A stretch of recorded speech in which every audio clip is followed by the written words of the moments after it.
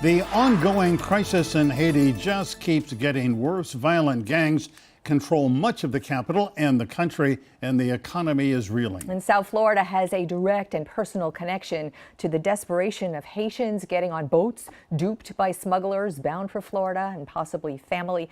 Yet the majority right now are quickly deported back to that country in crisis. This week, South Florida Congresswoman Sheila Cherfilus-McCormick stepped up with a call to action.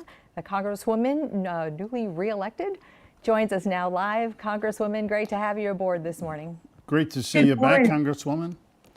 Good morning. Thank you so much for having me this morning. All right, so let's talk first about the migrants who continue to come from Haiti. We saw the boat, the sailing ship that had about 200 people that arrived down in the Keys this week, and it was almost disastrous. The Coast Guard, Customs and Border Patrol, local authorities, thank the Lord, saved most of those people. There was one fatality perhaps out of about 200 people, but now all of those people, it appears, have been repatriated, sent back to Haiti. Are you good with that?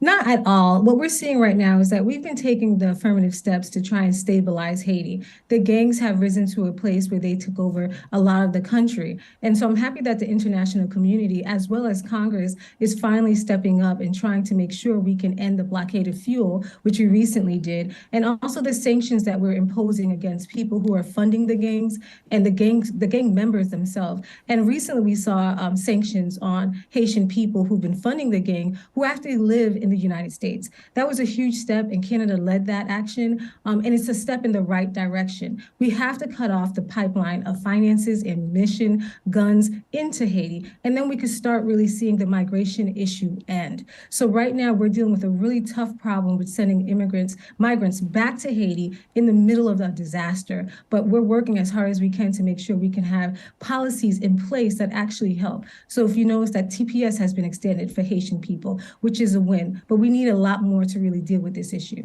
Yeah, migration from Haiti is actually right now part of a larger crisis, migration from all sorts of places, Cuba, Central America, up through Mexico, as you know. And so many of the South Florida congressmen and women have been working on trying to make reforms to immigration in a bipartisan way, probably to no avail that works in a holistic way. You've heard your colleagues in South Florida, your Republican colleagues say, migration can't be fixed until the border is secure. There is a real perception that the border is open.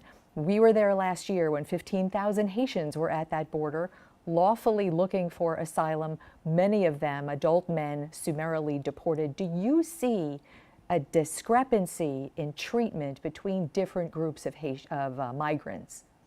There definitely is a discrepancy, and we've been working to address that. And I think a lot of the Republican talking points of ending the border, closing the border is actually closed. When we have people who are looking for political asylum, that is actually a real process, a legitimate process to seek asylum within the United States. But what we have to focus on is really the hard work. The hard work is to try and stabilize these countries so we won't have migrants coming to our borders. And that's what we've been focusing on. Recently, I was appointed to the Foreign Affairs Committee, which is a huge feat for our district because after we lost Congressman Ted Deutsch from there, we didn't really have a voice. So I'm happy to be on that committee. And so far, the committee has been partisan. That's one of the few places that we actually find partisan politics is in foreign affairs. And that's great for us in South Florida because we're seeing a lot of these policies that impact us directly. So I'm happy we can focus on ending migration by helping the neighboring countries and being good neighbors so we can help them become stabilized. Yeah.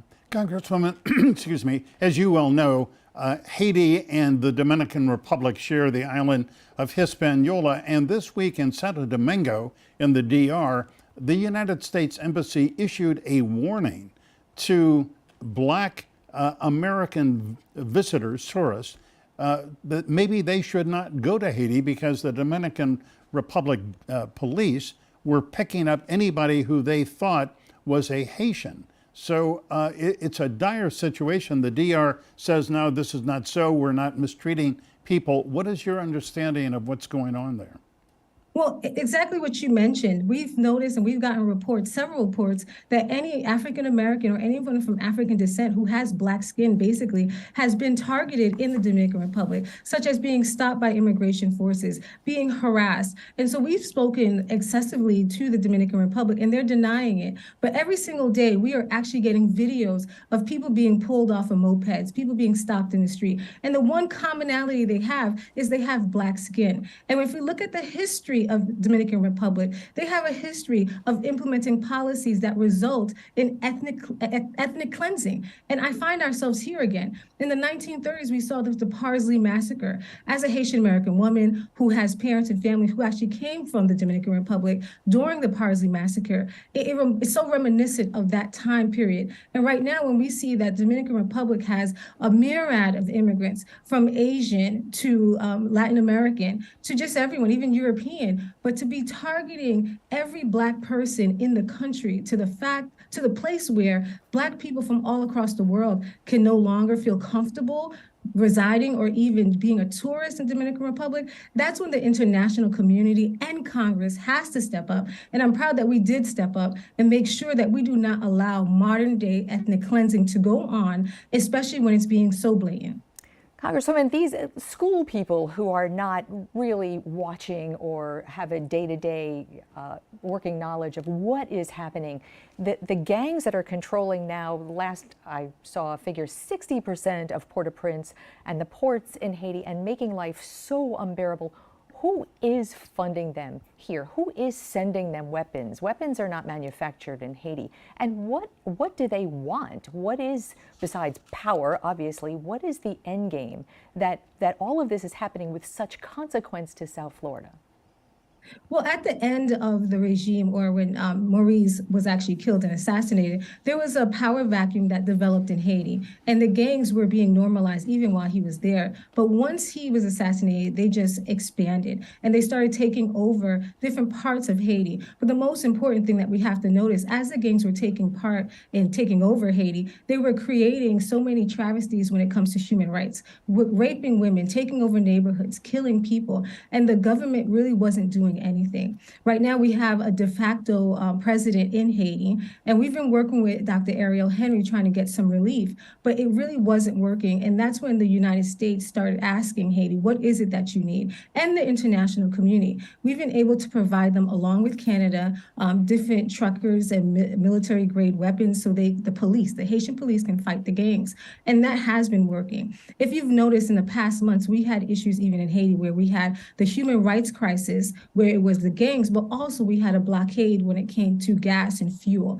We were able to assist the Haitian military and the Haitian police to end the blockade from the gangs, and now fuel is able to travel throughout the country. However, we're still finding an issue with cholera and having the proper pathways to bring medicine and medical help into the country. And that's why making sure that we can stabilize Haiti from the gangs becomes so imperative. Right now, as we're looking at a humanitarian crisis that encapsulates hunger, food, medicine, and even cholera, it's just so detrimental. And that's why we're seeing migration patterns. Yeah, Haiti is failing its people in so many ways, and the impact is being felt here in South Florida.